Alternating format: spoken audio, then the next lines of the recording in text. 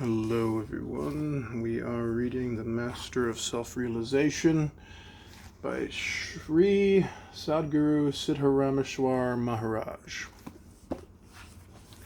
We're continuing on page 85, Preface to Master of Self-Realization, Volume 1, written by Sri Nisargadatta Maharaj.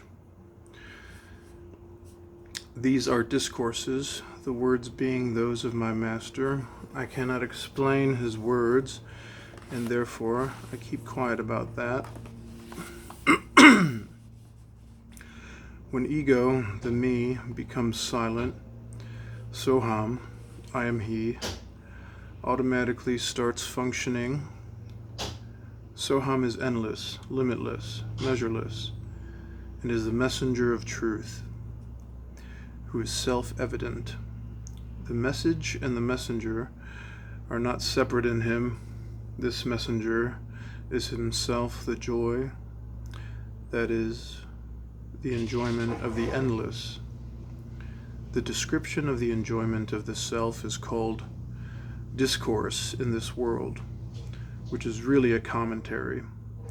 The voice of the master is also called the divine word. His speech, the utterances, are the word, sentences, and the sayings.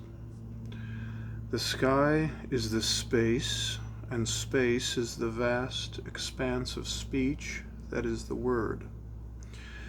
Word is the natural quality of the sky, as is well known from the days of the Vedas. First, there is vibration in the space that is sky, wind. Then there is the sound, and then the words appear. The words then become the base of the substance of all creatures and things. The sky is the ocean of words, of the measureless. That ocean sings in praise to the immeasurable.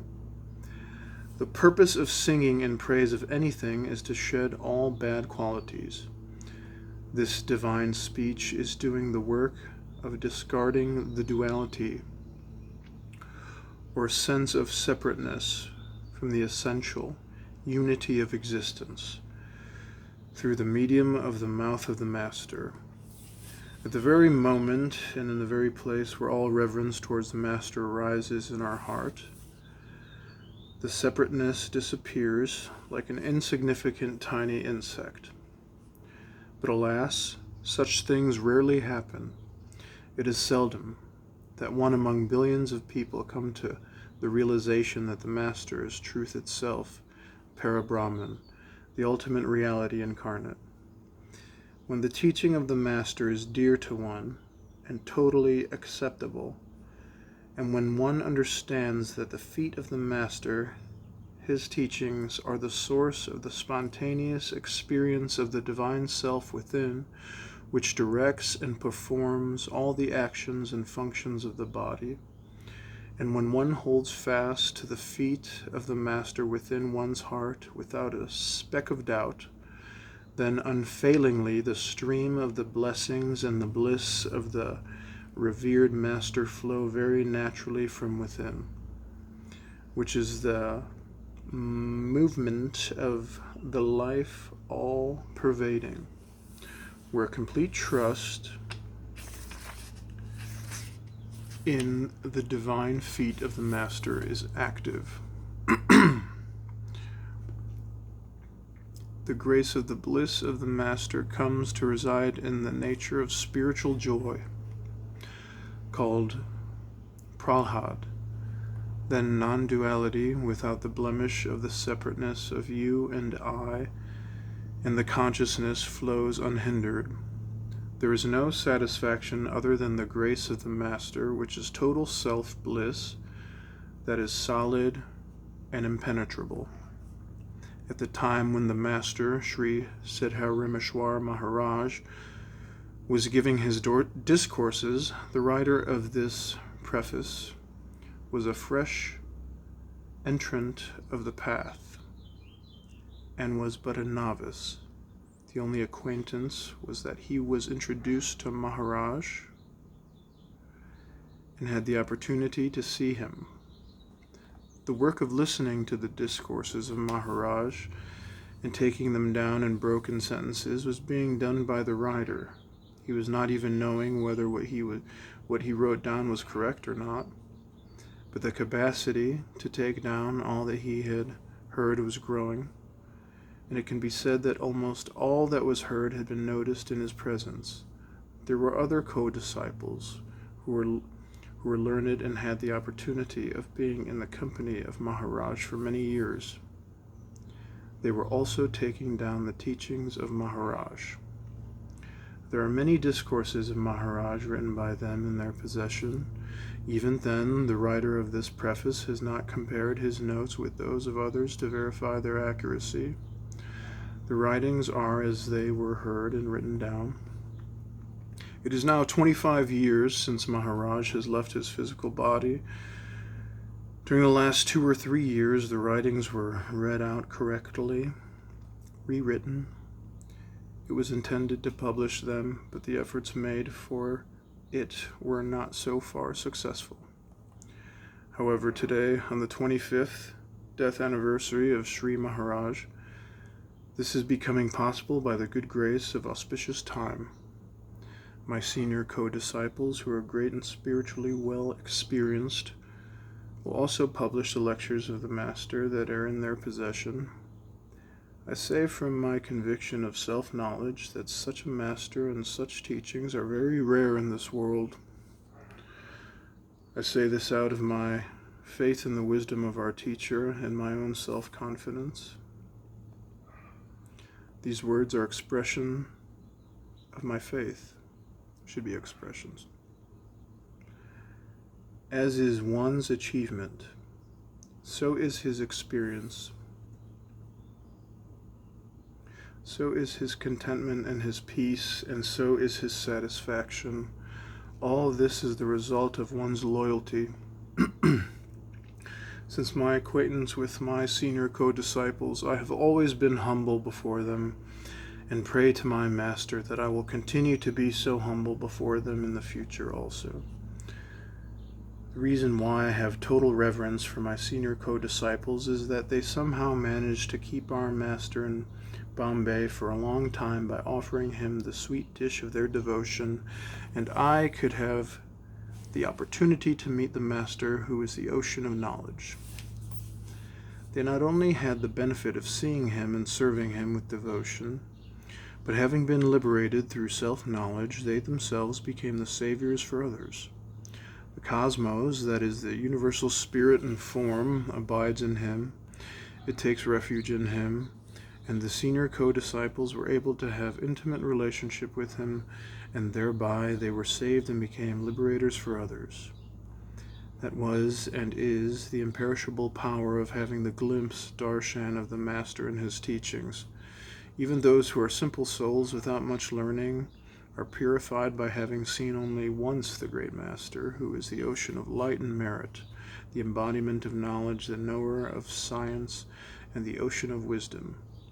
The sayings and discourses of such a great Master form the contents of this book.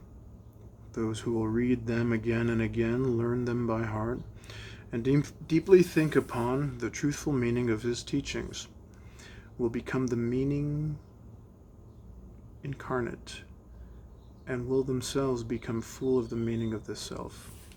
I am putting these words before you as a preface to this book. Every sentence in this book has the potency of giving you the fruit of self-realization. One who will read regularly and ponder over these discourses will himself become the channel for the expressions of the inherent spirit of these words. The heavenly records contain the imprints of all saints and the bevy of self-realized God-men, their projected schemes, their utterances, their meanings, and the very life within. The realized ones truly speak from the fountain of their own experience, and there is great conviction in their speech. Their speech has the capacity to discard the ignorance of the ego, and every line in this book has the power to eradicate the reader's ignorance about his true self and bring forth the true nature of his being. Nisargadatta, Saturday, 4th November 1961. Nisargadatta Ashram, Vanamali, Bhuvan, Katwadi, 10th Lane, Mumbai. Page 80. Page 89.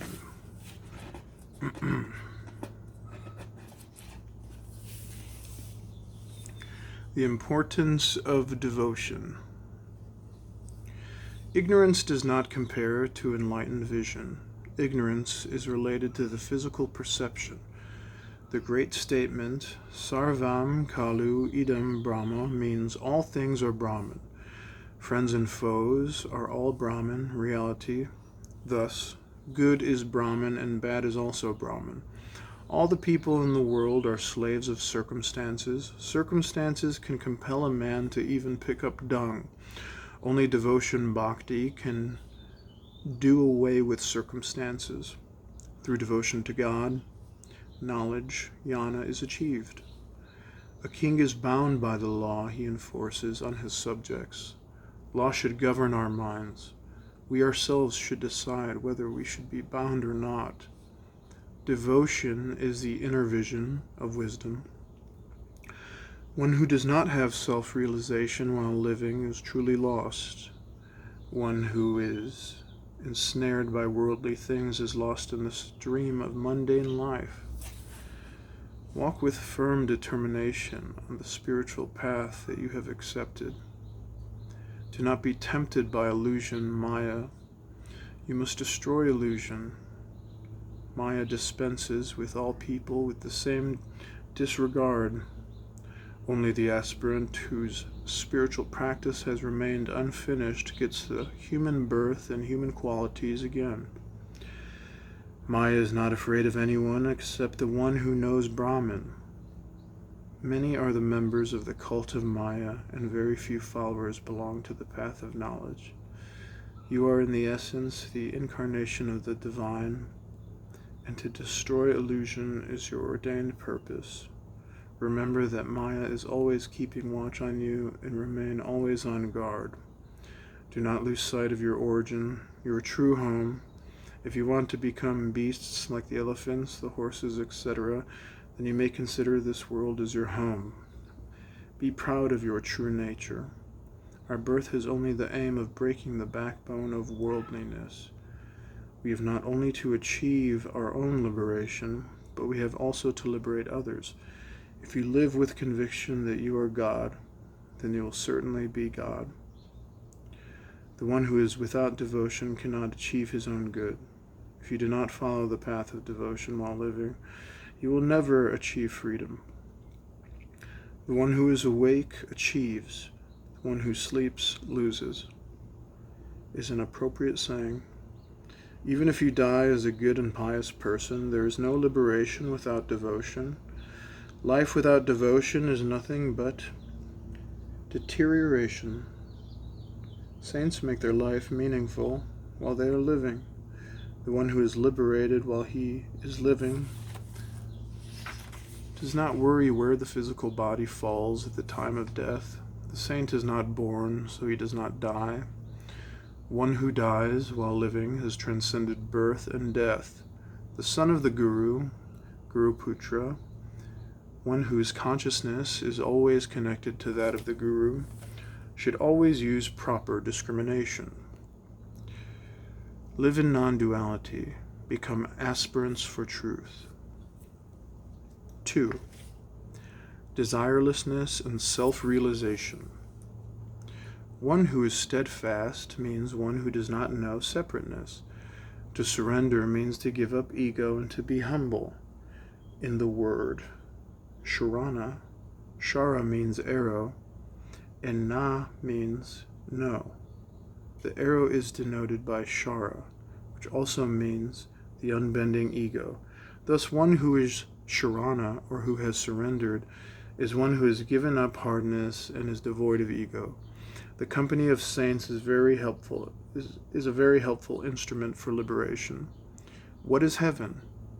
To be born in the company of wise people is itself the attainment of heaven. Consider yourself lucky if your mind becomes fed up with worldly objects. The goddess of sensuality is very fond of the human sacrifice, and she likes it fried alive. The slaves of the belly cannot have the glimpse, darshan, of God. Truly blessed is the one who is completely desireless.